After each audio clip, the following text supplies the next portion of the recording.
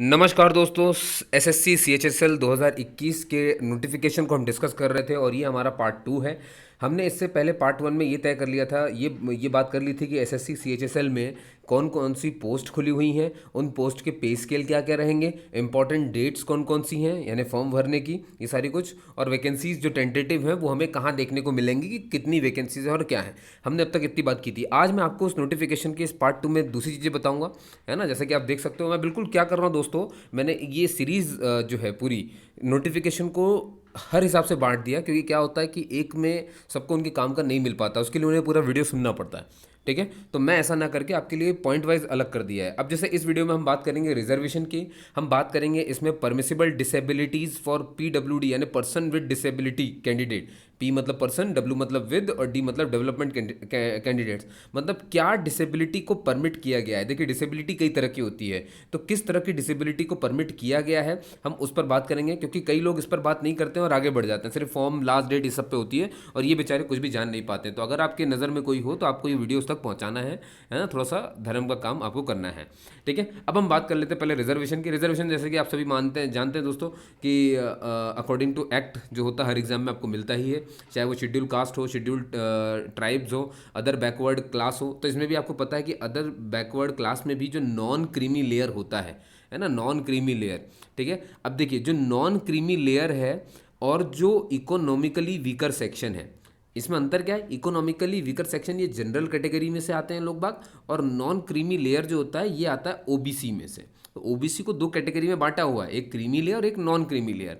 तो ये जो वैकेंसी जो आरक्षण मिलता है ये क्रीमी लेयर को नहीं मिलता है, ये नॉन क्रीमी लेयर को मिलता है, ये आपको ध्यान रखना है। अब ओबीसी में किसको नॉन क्रीमी लेयर कहा जाएगा और जनरल में किसे पिछड़ा समझा जाएगा, यानी आर्थिक रूप से किसे पिछड़ा समझा जाएगा, तो इस इन दोनों की ही योग्यता एक समान ही है ना। मतलब कुछ पॉइंट्स देखे जाते हैं, जैसे कि सालाना इनकम जो है परिवार की अगर 8 लाख से कम है तो उसे हम अगर अगर ऐसा जनरल कैटेगरी के परिवार के साथ है तो उसे ईडब्ल्यूएस घोषित करते हैं। और अगर ऐसा किसी ओबीसी के साथ है कि उस ऐसा कोई ओबीसी परिवार जो परिवार 8 लाख से कम कमाता है, उस परिवार को ओबीसी में नॉन क्रीमी लेयर कहा जाता है। समझ गया आप? और सेम जो है ईडब्ल्यूएस के लिए भी होता है। तो ये कुछ बातें मैं आपके लिए करने आया था यहाँ पर, तो ध्यान सुनेंगे। और इस तरह से कुछ एक्स सर्विसमैन होते हैं जो कहीं ना कहीं से रिटायर होकर के आते हैं, शॉर्ट सर्विस कमीशन, डिफेंस से हो सकते हो आप, कहीं से भी हो सकते हो, मतलब सरकारी महकमे से होने चाहिए, चाहे वो स्टेट की गवर्नमेंट से रहे हो चाहे वो सेंट्रल गवर्नमेंट से रहे हो। और पर्सन विद डिसेबिलिटीज़ के लिए होता है, सब कुछ होता है। तो अब हम सब बात करने वाले। अच्छा, अब एक यहाँ पर पॉइंट लिखा हुआ है, देखिए इसमें क्या कहता है। कमीशन, कमीशन मतलब जब भी मैं कमीशन बोलूँ समझ जाइए कि एसएससी की बात करी जा रही है ना। स्टाफ सिलेक्शन कमीशन है ना, स्टाफ सिलेक्शन कमीशन, कर्मचारी चयन आयोग है ये।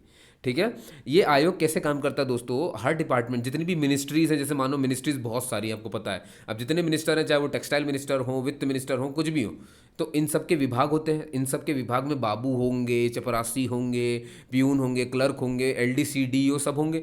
तो क्या होता है कि अगर ये अलग अलग भर्ती खोलेंगे, जैसे वित्त मंत्रालय की अलग भर्ती खोल रहे हैं हम, तो फिर समझ रहे हैं ऐसे बहुत सारी भर्तियां खुलेंगी। इसीलिए इन सब ने बोला कि ठीक है, हम जितने भी मंत्रालय और जितने उन मंत्रालयों के अंदर में जितने भी विभाग हैं, अगर उनमें कोई भी वैकेंसी आएगी, है ना, अगर कोई निकाय है, कोई कॉन्स्टिट्यूशन बॉडी के कोई निकाय है, कहीं बहुत सारी ऐसी वैकेंसीज खुलती हैं। तो सेंट्रल गवर्नमेंट ने क्या किया है कि जितने भी हमारे कर्मचारी होंगे उनको हम क्या करेंगे, साल भर जहाँ जहाँ जगह खाली होगी उसको हम साल भर के बाद बताएंगे, है ना। और जिस लेवल का चाहिए होगा इसलिए एसएससी को वो हम सौंप देंगे। तो ये एक संस्था है जो एग्जाम कराती है। तो अब आप इसे समझ गए होंगे कि ना ही इनके हाथ में वैकेंसी होती है। वैकेंसी किसके हाथ में दोस्तों, अलग अलग मिनिस्ट्री और अलग अलग विभाग के हाथ में। तो रिजर्वेशन भी किसके हाथ में होता है दोस्तों, इन्हीं लोग के हाथ में होता है। ठीक है, ये तो सिर्फ एग्जाम कराते हैं, कंडक्ट कराते हैं, इनका और कुछ लेना देना नहीं है। तो वही बात यहाँ पे लिखी है कि सिर्फ सिलेक्शन कराते हैं हम कैंडिडेट्स का, है ना, यूजर डिपार्टमेंट, कंसर्न डिपार्टमेंट के हिसाब से जितनी पोस्ट होती हैं। ठीक है, अब रिजर्वेशन मिलना है, रिजर्वेशन को इम्प्लीमेंट करना है, या उसमें कुछ भी आगे पीछे होना है, ये सारी चीज़ें जो हैं ये आपका यूज़र डिपार्टमेंट करता है। यही वाली इसमें लाइन लिखी है।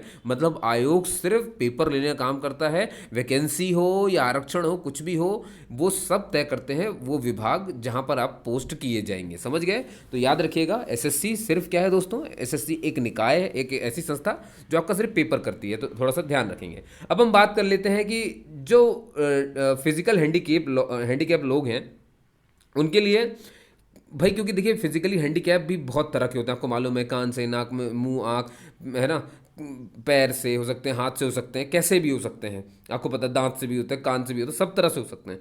तो इन्हीं इसीलिए लिखा है परमिसिबल डिसेबिलिटी। इसका मतलब क्या है कि परमिट किया गया है कुछ डिसेबिलिटी को, कि अगर आपके पास इस तरह की डिसेबिलिटी है ना, तो आप कर सकते हैं ये जॉब। लेकिन अगर आपके पास बहुत ज़्यादा है या जो भी है, तो ये लोग वो आपको बताएंगे। तो स्पेसिफाई किया गया है कि किस तरह की चीज़ें कर सकते हैं और किस किस विभाग में आप जा सकते हो। जैसे कि देखो नीचे ही लिखा हुआ है, आपको पढ़ने को भी मिलेगा, मैं आपको यहाँ पे पढ़वा रहा हूँ।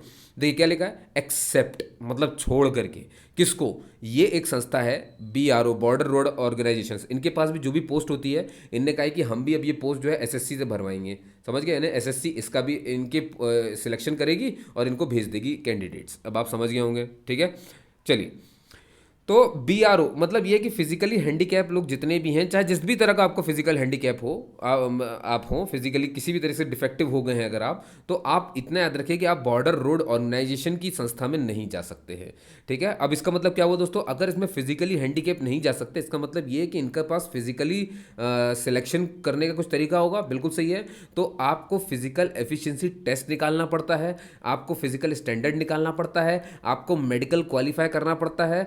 अगर आप ये तीन चीज़ें क्वालिफाई कर लेते हैं, तब जाकर के आपको BRO यानी कि बॉर्डर रोड ऑर्गेनाइजेशन में आपको मिलेगा। समझ गए? मतलब इसमें फिजिकली फिट लोग आते हैं, फिजिकली अनफिट लोग इसमें नहीं आ सकते। मतलब समझ जाओ कि अगर इसमें आपको LDC बनना है ना, LDC लोअर डिविजनल क्लर्क, तो भी आपको ये फिटनेस दिखानी पड़ेगी।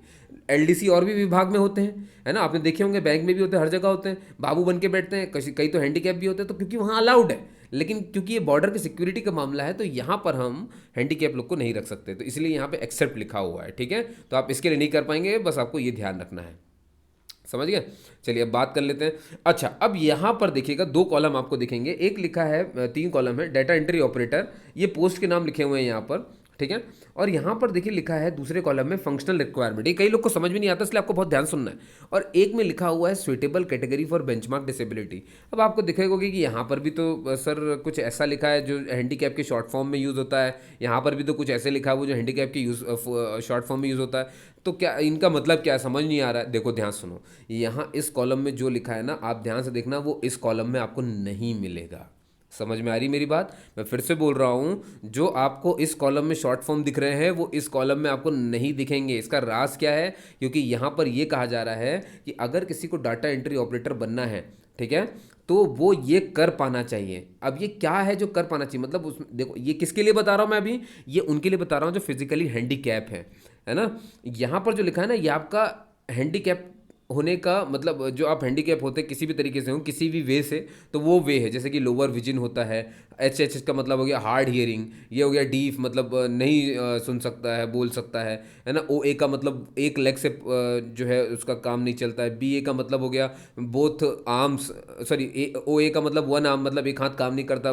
BA का मतलब दोनों हाथ काम नहीं करते, एक पैर काम नहीं करता। बोथ लेग यानी दोनों लेग काम नहीं करते, एक हाथ एक पैर यानी कि वन आर्म लेग, है ना। और ये सेप्रोसी हो गया, है ना, और ये ड्वार्फिज्म हो गया। समझ गए आप सभी के सभी। और ये एसिड अटैक विक्टिम्स हो गए भाई, कि अगर किसी के ऊपर एसिड अटैक हुआ हो, ये सारे फुल फॉर्म मैं अभी आपको बताऊंगा, चिंता मत करो। ये मेंटल इलनेस हो गया, ठीक है, ये भी एक तरह का डिफेक्ट है। ये सारी अपन बात करेंगे अभी इसमें, ये इनके फुल फॉर्म क्या है। कुछ कुछ तो मैंने आपको बता दिया, कुछ कुछ जो है थोड़े से नीचे पढ़ने पड़ेंगे अपने को। तो मैंने क्या बताया आपको, इनने ये बोला है कि ये डिसेबिलिटी होगी तो ठीक है। मतलब किसी को एग्जाम्पल लेते हैं, मान लो किसी को लोअर विजन है, वो हार्ड हियरिंग है, या एक एक हाथ या एक पैर नहीं है, दोनों पैर नहीं है, ठीक है, तो भी वो DEO बन सकता है। लेकिन कंडीशन ये है कि उसको ये करते आना चाहिए क्या। एक तो वो S का मतलब यहाँ पर क्या है, सिटिंग से, है ना, सिटिंग से। ST का मतलब क्या है, स्टैंडिंग होने से। W का मतलब क्या है, वॉकिंग से। MF का मतलब क्या है, मैनिपुलेशन विथ फिंगर्स। RW का मतलब क्या होता है, रीड एंड राइट, ठीक है। और SE का मतलब हो गया सीइंग, है ना। और H का मतलब हो गया हियरिंग। ठीक है, समझ में आई मेरी बात? मतलब ये सब होना चाहिए, और ये सब होने के लिए अगर ये है आपके पास, तो आप जो है कर सकते हैं। अच्छा, अब इसमें ये मत परेशान होना कि सर कॉमा लगा है तो क्या सारे होने चाहिए, नहीं। कोई भी एक आपका सही होना चाहिए इसमें। इसका मतलब ये होता है जैसे मतलब जो भाई स्टैंड हो सके, है ना, इस तरह की बातें। तो मैं आपको क्या करता हूँ, दोनों के पहले फुल फॉर्म दिखा देता हूँ कि आप समझ पाओ। ये देखो यहाँ पर आप देखोगे वही लिखा है, देखो SSTWBNMF, याद है ना, ये सब कुछ किस कॉलम में लिखे थे, दूसरे वाले में, है ना, फंक्शनल रिक्वायरमेंट में, है ना। और बाकी में जो लिखा था वो लिखा था बेंचमार्क डिसेबिलिटी। तो ये देखिए ये होती है नेचर ऑफ फिजिकल डिसेबिलिटी, और ये होता है फिजिकल रिक्वायरमेंट की क्या क्या हमें चाहिए। तो जहाँ पर इसीलिए मैंने कहा ना कि जो यहाँ लिखा है वो आपको यहाँ पर नहीं मिलेगा, तो परेशान मत होना। अब देखो यहाँ पर देख लो क्या क्या है। एस का मतलब क्या दिख रहा है आपको, एस का मतलब सिटिंग है ना, थोड़ा सा बड़ा कर दूँ मैं, दिख रहा है, एस का मतलब सिटिंग, ST लग जाए तो स्टैंडिंग, SE हो जाए तो सीइंग, H मतलब हियरिंग, C मतलब कम्युनिकेशन, W मतलब वॉकिंग, ये बेंडिंग यानी मुड़ पाना चाहिए, मैनिपुलेशन विद फिंगर्स यानी हाथ उंगलियों को चला पाना चाहिए, RW का मतलब रीडिंग एंड राइटिंग हो गया, बहुत ईजी हो गया। ठीक है, अब आप यहाँ पर देखोगे जब ये मैंने बताया था, कहाँ चला गया, CP मतलब सेरेब्रल पैल्सी, LC मतलब लेप्रोसी क्योर्ड, और ये DW मतलब डार्फिज्म यानी बौनापन, AAV मतलब एसिड अटैक विक्टिम्स हो गया, MDY मतलब मस्कुलर डिस्ट्रॉफी हो गया, ASD मतलब ऑटिज्म स्पेक्ट्रम हो गया, है ना। अब वो माइल्ड भी हो सकता है, कैसा भी हो सकता है, ठीक है। और SLD का मतलब क्या है भैया, स्पेसिफिक लर्निंग डिसेबिलिटी, है ना। और एक और होता है ID मतलब इंटेलेक्चुअल डिसेबिलिटी, मतलब किसी भी तरीके की हो सकती है, एक से ज़्यादा मिला करके हो सकती हैं।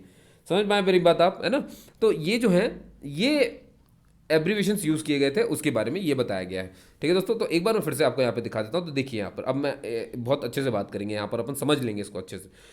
तो आपको दिख रहा है डाटा एंट्री ऑपरेटर के लिए ये फंक्शन, मतलब आपको ये चेक कर लेना है। लोअर डिविजनल क्लर्क के लिए भी आपको ये सब चाहिए, और ये मतलब ये अगर है, ये अगर है ना, और आपके इनमें से आप किसी चीज़ से भी परेशान हैं, किसी भी चीज़ से आप हैंडीकैप हैं, तो भी आप ये पोस्ट भर सकते हैं, ये बताया गया है। कहने का मतलब आप बस एक बार भाई स्टैंड हो सकें, सिट, एस का मतलब सिटिंग था, स्टैंडिंग होने में दिक्कत ना आती हो, वॉकिंग करने में दिक्कत ना आती हो, है ना, आर रीड एंड राइट में दिक्कत ना आती हो, देखने में दिक्कत ना आती हो, सुनने में दिक्कत ना आती हो, ऐसा मतलब ये काम करने चाहिए। ठीक है, अब लेकिन यहाँ पर आप सोचेंगे सर हार्ड ऑफ हियरिंग लिखा है। हार्ड ऑफ हियरिंग का मतलब ये नहीं होता कि आप सुन नहीं पा रहे हो, मशीन लगा के आप सुन पाओगे, मतलब बिल्कुल बहरे नहीं हो, हार्ड ऑफ हियरिंग लिखा हुआ है।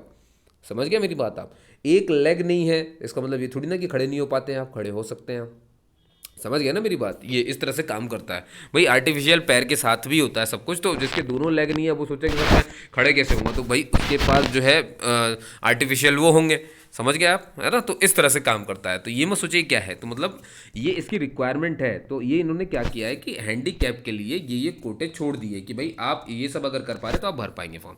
ठीक है दोस्तों, अब चलिए अब लास्ट पॉइंट पर आ जाते हैं। यहाँ पर आपको दिखेगा, मैं जो समझाना चाह रहा था कि जो BRO है, बॉर्डर रोड ऑर्गेनाइजेशंस, यहाँ पर आप लास्ट पॉइंट पढ़ना, 4.3 की बात कर रहा हूँ मैं। ये देखो लास्ट में क्या लिखा हुआ है कि सिर्फ मेल कैंडिडेट्स उसे अप्लाई कर सकते हैं, ओनली मेल।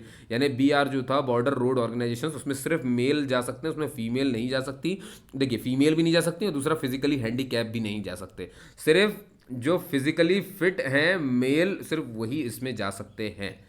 ठीक है, और इनके फिटनेस के बारे में पूरा एनेक्जर तैयार है। एनेक्जर का मतलब क्या होता है दोस्तों, एनेक्जर में इन्होंने एक तरह से डाटा दिया होता है, एक तरह से डेमो दिया होता है कि ये चाहिए। ठीक है, अब जैसे देखो आप यहाँ पर लास्ट लाइन 4.2 पढ़े अगर हम, क्या लिखा, रिक्वायरमेंट ऑफ फिजिकल स्टैंडर्ड। भाई देखो फिजिकल स्टैंडर्ड की मैंने कहा था ना, किसके लिए बात हो रही होगी, BRO के लिए। देखो लिखा भी है फिजिकल एफिशिएंसी टेस्ट और medical standards for the post of lower divisional clerk, यानी कि BRO में लोअर डिविजनल क्लर्क की पोस्ट खुली हुई है ना। लेकिन क्या है उसके लिए आपको फिजिकल, और ये मालूम है ना मेल के लिए सिर्फ है, और जो फिजिकली फिट है उनके लिए है। तो उनकी फिटनेस और इन सब में क्या चेक किया जाएगा, तो कुछ तो होना चाहिए। तो इन्होंने क्या किया है अपने इसी PDF के नीचे जो हम डिस्कस करेंगे बाद में, उसमें बताया है उन्होंने कि फिजिकल स्टैंडर्ड क्या क्या होना चाहिए। और दोस्तों फिजिकल स्टैंडर्ड हर राज्य के लिए अलग अलग है, मतलब आप समझ रहे हैं, हाइट, चेस्ट, ये सब कुछ अलग अलग बताया गया है राज्य वाइज, है ना। कुछ राज्यों का ग्रुप बनाया गया कि इन राज्यों से अगर हम लड़के बुलाएंगे तो इनकी इतनी हाइट होनी चाहिए, इनका इतना सीना होना चाहिए। ठीक है, तो हम सब बात करेंगे, आप बिल्कुल चिंता मत करो, मैं एक एक चीज़ बताऊंगा। ठीक है, लेकिन इसको दूसरे किसी वीडियो में बताऊंगा, क्योंकि ये वीडियो मैं लंबा नहीं चाहता कि कोई वीडियो लंबी हो जाए, मेरा काम आपको समझाने से है, इसीलिए मैं रुक रुक करके इसको समझा रहा हूँ बहुत अच्छे से। PDF को आपको पहुंचाना है मेरा काम।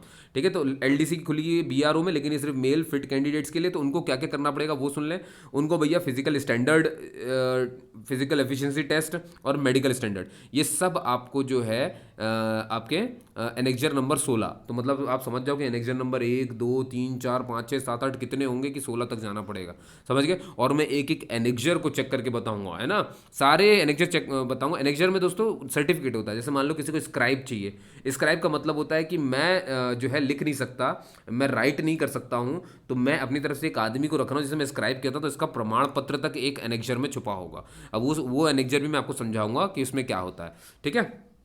चलिए, तो यहाँ पर यही लिखा है दोस्तों, तो इन्होंने कहा है कि ये जो तीनों चीज़ें हैं ये आपको एनेक्जर 16 में मिल जाएंगी, और इसीलिए इन्होंने कहा है कि BRO के लिए अप्लाई करने के लिए, ब्रो के लिए अप्लाई करने के लिए आपको पहले पूरा पढ़ के आना है। तो देखिए मैं आपके लिए वही कर रहा हूँ, ठीक है। तो दोस्तों आपने मुझे सुना उसके लिए बहुत बहुत धन्यवाद। ये हमारा पार्ट 2 था। अब हम मिलेंगे SSC CHSL पार्ट 3 में, जिसमें हम आगे की बात करेंगे। तो आप पार्ट 1 भी देख सकते हो, इसमें लिंक दे दूंगा मैं आपको, और आप इसके बाद के भी पार्ट दे सकते हो, सारी लिंक आपको मिल जाएंगी, ठीक है। नहीं तो आप डिस्कशन विद मनोज के मेरे चैनल पर चले आना, वहाँ पे आपको खुद ब खुद मिल जाएगा, ठीक है। आपको जाना कहाँ है, आपको एक पूरी प्लेलिस्ट मिलेगी SSC CHSL 2021 नोटिफिकेशन नाम से, ठीक है। इसको क्लिक करना, इसमें सारे वीडियोस आपको मिल जाएंगे। चलिए, जय हिंद दोस्तों।